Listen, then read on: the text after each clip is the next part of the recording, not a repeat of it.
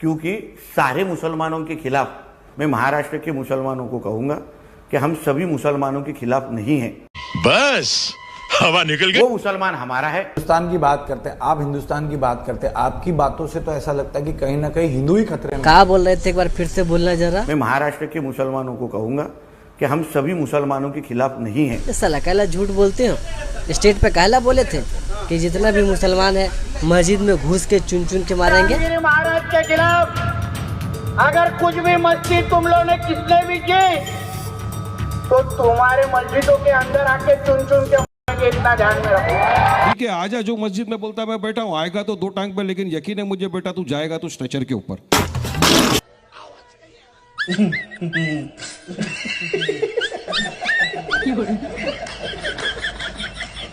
ये बाबा टिल्लू ये मारते थे मस्जिद में घुस घुस के, कि मस्जिद में घुस के मारूंगा। आवाज तो निकल नहीं रही। क्या कह रहा? उबला बंडा मांग रहा, कांत भक्त की झाट।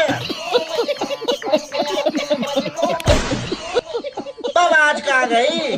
क्यों मस्जिद में घुस के मारने वाला था इंसान? अल्लाह ने ऐसी फिटकार डाल दी इसके मुंह पे, कान लगा भोस उठेगा, तू बिल्कुल जुबान से चला जा। बस हो गया टिल्लू बाबा, बाबा टिल्लू। इनकी आवाज ना किसी से मिल्लू, भक्त की झाट।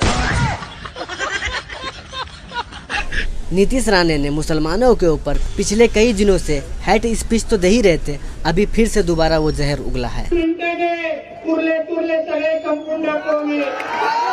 जिसमें ये कह रहा है कि 5 मिनट के अंदर में जितने भी मुसलमान हैं ना, सबको खत्म कर देंगे। झाटे ने चूती बातें ऊंची ऊंची।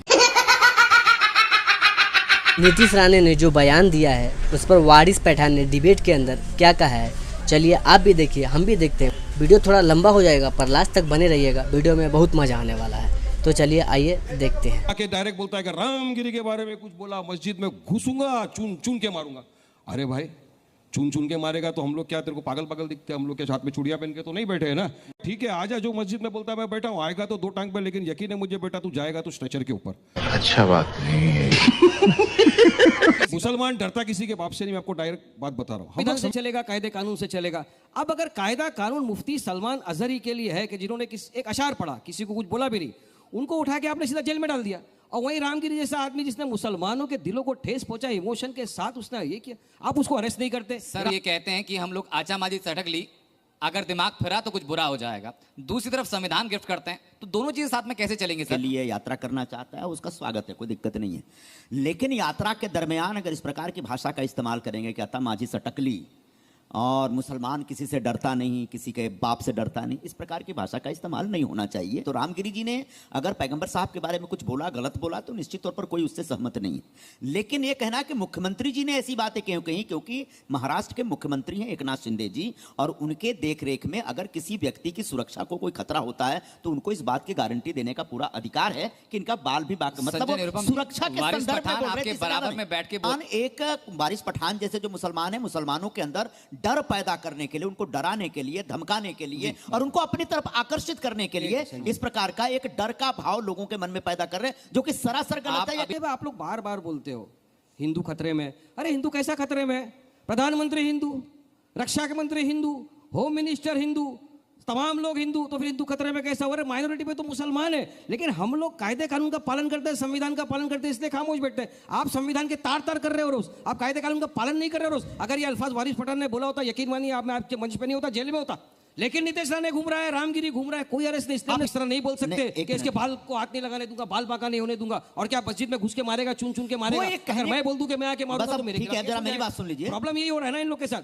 वारिस पठान साहब, आवाज कहीं दबी नहीं है आपकी? नहीं, ना तो यहाँ दबी थी, ना मुंबई के रास्तों पर जब आप बातें कर रहे थे, ना वहां दबी थी। नहीं दबेगी नहीं, आवाज दबेगी नहीं, मैंने पहले ही कहा। आवाज तो दबता है नीतीश राणे का। भाई साहब वो वीडियो नहीं देखे हैं, स्टेज पे बोलते बोलते मुंह का आवाज गायब हो गया था। उसका वीडियो का लिंक डिस्क्रिप्शन में डाल दूंगा, जाके देख लीजिएगा। पहले तो हमको छेड़ो मत, और छेड़ोगे तो छोड़ेंगे भी नहीं। हमारी जुबान की आतिशबाजी का मुकाबला नहीं कर सकते। आप बोलेंगे तो हम खामोश बैठेंगे। अब मैं बोलूंगा तो बोलेंगे कि हालत खराब कर देंगे। अब मैं बोलूंगा प्रकार की भाषा का इस्तेमाल करना अच्छी बात नहीं। छेड़ोगे तो छोड़ूंगा नहीं, तो सामने वाला ही बोला मैं भी नहीं छोड़ूंगा। तो सामने, अच्छा आप नीतीश राणे बार बार कहते हैं उनके खिलाफ 2-2 एफआईआर हो चुका है, जहां भी उन्हें बयान दिया, अहमदनगर में उन्हें बयान दिया था, वहां पर 2-2 एफआईआर हो चुके हैं। जरूर दल का एमएलए है, बावजूद इसके अगर उसने कुछ ऐसी बात कही है तो उसके खिलाफ कानूनी कार्रवाई हो रही है। लेकिन आप कि छोड़ूंगा नहीं, छेड़ोगे तो ये भी संविधान नहीं है। जैसे मेरी बात हो जाने संविधान में इक्वालिटी है, आपको पत्रकार रह चुके हो, बताओ मेरे को संविधान में इक्वालिटी है हो जाने दीजिए। मुफ्ती सलमान अजहरी के लिए संविधान है, मेरी बात रामगिरी के लिए क्यों नहीं है? मेरी बात नीतीश के लिए क्यों नहीं है? तो संविधान अपने ढंग से काम करा, आप लोगों में डर पैदा कर रहे हैं कि संविधान बदल दिया जाएगा, आरक्षण खत्म कर दिया जाएगा। रामगिरी के खिलाफ एफआईआर हो गया है, कार्रवाई हो रही है। अब जब अरे कार्रवाई क्या लेना, खड़ा है वो तो बैठा हुआ है बिंदास, भाषण पे भाषण देने की तैयारी कर रहे हैं लोग, क्यों अरेस्ट नहीं कर रहे? अगर वारिस पठान बोलता, संजय भाई दिल पे हाथ रख के बोला मेरे को अब तक उठा के जेल में डाल देते हैं, सलमान अजहरी को आपने डाल दिया, आपके ऊपर भी पहले एफआईआर होगा, सबको जेल हुई। ये वही संविधान है सर जिसने कोर्ट का प्रोसीजर रहा। आपने सवाल, मैं कह रहा हूँ कोर्ट का प्रोसीजर रहा सर। अब सुनो, नहीं बाकी जगह भी चलेगा, नहीं चल रहा है ना, अरेस्ट करो ना। अगर नहीं चल रहा है सर तो आपके पास कानूनी प्रावधान है, अरेस्ट नहीं करेंगे हमारा प्रोटेस्ट जारी रहेगा। मैं कह रहा हूं, अच्छा ये बताइए, बात से सहमत हूं, ये बताइए अगर पुलिस किसी के खिलाफ एफआईआर करती है और पुलिस गिरफ्तार नहीं करती तो उसके बाद प्रदर्शन करके, मोर्चा करके गिरफ्तार नहीं कराया जाता। आप क्या करते हैं, आप कोर्ट में जाते हैं और कोर्ट में कहते हैं कि इस व्यक्ति ने ऐसे किया, एफआईआर हुआ, अरेस्ट नहीं किया, कोर्ट आदेश दे। आप कोर्ट में गए क्या? नहीं, आप जो रैली लेके आपने कहा कि हजारों नहीं लाखों में लोग थे, लाखों लोग, धारावी में कितने लोग थे?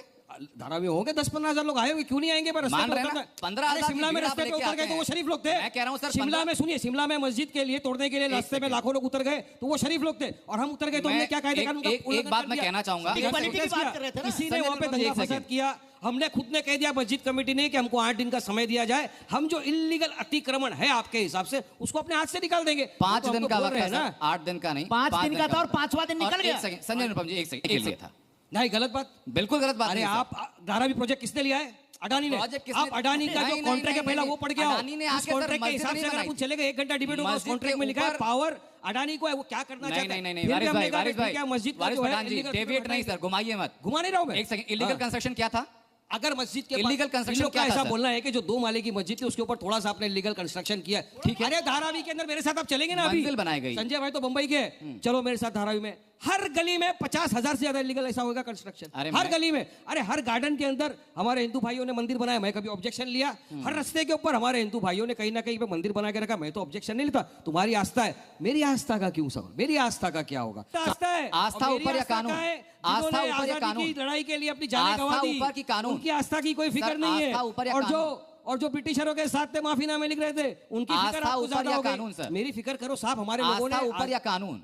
कानून, संविधान। ठीक, बीएमसी गई थी, लेकिन मेरा सवाल उसी बात को लेकर सर आपसे भी है। बीएमसी को जवाब दिया, उसी कानून के तहत बीएमसी वापस चले गई। पुलिस का स्टेटमेंट पढ़ लीजिए आप। पब्लिक परसेप्शन में कानून हारा है, नहीं हारा, भीड़ के सामने 5 दिन में जो इलीगल अतिक्रमण हटा देंगे तो कहाँ घुटने टेकने की बात की, किससे दादागिरी की? हमने तो प्रपोजल रखा ना। भाई साहब देख लिया ना कि वारिस पठान ने कैसे जवाब दिया मीडिया वाला को। तो भाई साहब हमारी वीडियो थोड़ा भी अच्छी लगे तो चैनल को सब्सक्राइब कर लीजिएगा, जोर जबरदस्ती नहीं है, ताकि हर वीडियो का नोटिफिकेशन आपको मिलता रहेगा। लेके आऊँगा किसी अगला वीडियो, अच्छा वीडियो, जबरदस्त वीडियो। मिलता हूँ किसी नेक्स्ट वीडियो में, जब तक